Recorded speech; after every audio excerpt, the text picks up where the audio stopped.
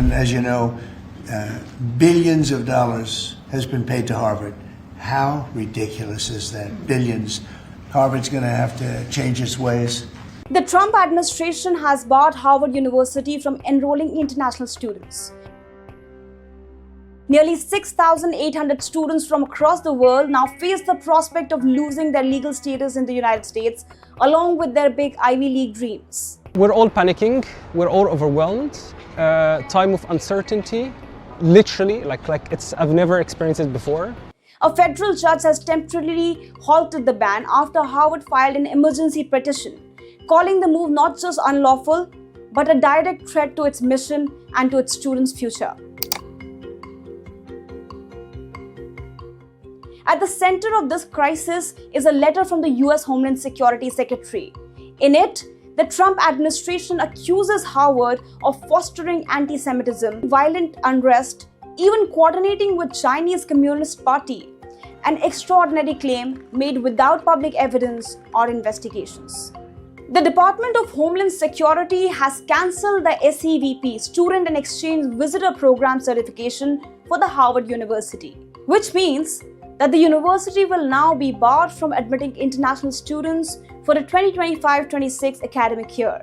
SEVP is the backbone of international education in the US.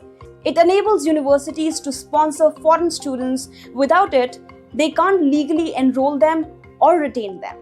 No SEVP means no visa paperwork, no new enrollments, no legal status for existing international students, and those already enrolled are left with two choices: transfer or face deportation. I have a dear friend who is Russian and has not felt safe to go back to Russia for years now, and so for him it creates I think an existential question almost, because he has no real form of stability where the United States was that source for him. Harvard now has 72 hours to meet the sweeping list of demands from the US government.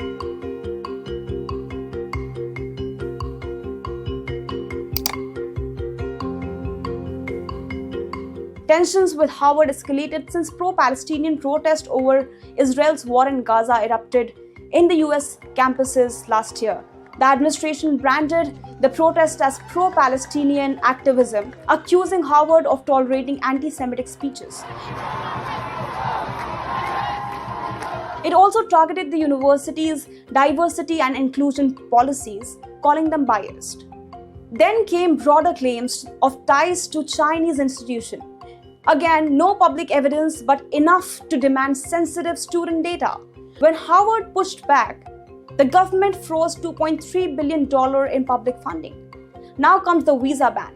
Harvard currently hosts 6,800 international students from 146 countries, India, China, Canada, leading the list. Now, what do they pay? Their tuition fee alone is over $59,000 a year. Add room, board, and other fees, that's another $27,600.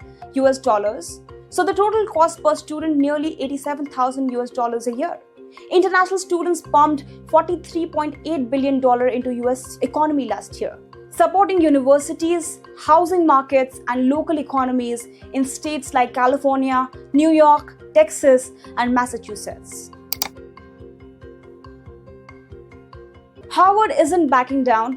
It has called the visa ban unlawful, repressive, and dangerous.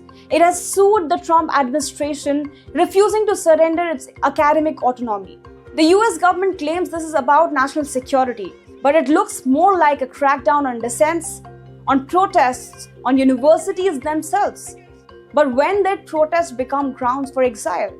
Why are students paying the price for a political battle they didn't choose? The big question: is this the end of the big Ivy League dream, or just a wake-up call that even the most elite institutions aren't immune when education gets caught in the crossfire of politics and power?